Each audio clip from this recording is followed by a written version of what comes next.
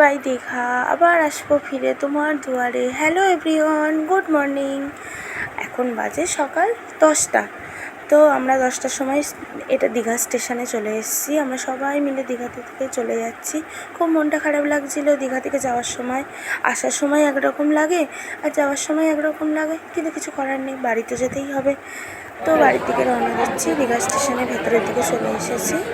এসেই একটা খুব খারাপ সংবাদ যে আমরা টিকিট কেটেছিলাম হাওড়া পর্যন্ত, রিজার্ভেশন টিকিট ছিল আমাদের, বাট হাওড়া পর্যন্ত ট্রেনটা যাবে না, ট্রেনটা যাবে সাঁতরাগাছি পর্যন্ত। তো আমাদের খুব মন খারাপ হয়ে গেল।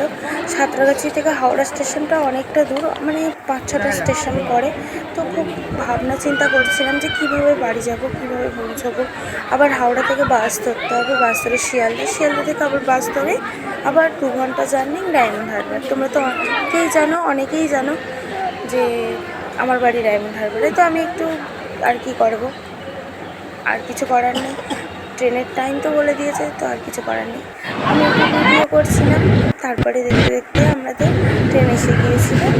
ট্রেনটা উঠে গিয়ে আমরা কোলাঘাট পর্যন্ত পৌঁছে গিয়েছিলাম। তারপরে মাঝে কোনো ক্লিপ নেওয়া হয়নি।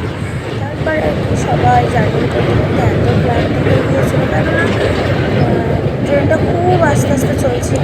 আমাদের উদ্দেশ্যটাও ঘুমোচ্ছিল আমার কাছে। তো এত আস্তে আস্তে চলছিল আর ইচ্ছা করছিল না যে ট্রেনে বসে থাকি। আর কী করবো, বসে বসে থাকতেই হবে।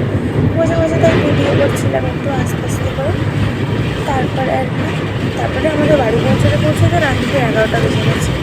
মানে আমরা মাঝ রাস্তায় নেমে গেছিলাম একটা আবাদা বলে স্টেশনে। তো ওখানে নেমে গিয়ে আমাদের ট্রেন হাওড়া ট্রেন আস্তে আস্তে প্রায় 1-1.5 ঘন্টা লেগেছিলো। তারপরে ওখান থেকে আবার ট্রেন ধরে 1-1.5 ঘন্টা লেগে ওখানে মানে হাওড়া পৌঁছতে প্রায় 2-2:30 বেজে গেছিলো। না 2:30 না, 4টে 4:30 বেজেছিলো। ভুল বললাম, 4টে 4:30 বেজে গিয়েছিলো। তারপরে আমাদের সেখান থেকে আবার হাওড়া থেকে শিয়ালদা থেকে আমরা 6:45 ট্রেন ধরে ডায়মন্ড হারবার লোকাল ধরে বাড়ি আসতে 9:30। মানে এতটাই জার্নি করতে হয়েছে। বিশেষ করে এই ট্রেনটাতে, মানে ডায়মন্ড হারবার ট্রেনটাতে না খুব কষ্ট হয়েছে। খুবই ভিড় ছিল প্রচণ্ড। ওখানে আর ক্লিপ কিছু নিতে পারিনি। আমরা বাড়ি এসে গিয়েছি। সবাই ভালো থেকো, টাটা। আজকের ব্লগটা এই পর্যন্ত।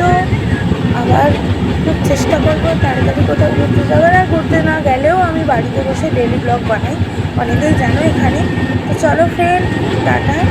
আমার চ্যানেলটাকে সাবস্ক্রাইব করে দিও, লাইক কমেন্ট অবশ্যই করো। Tata friend.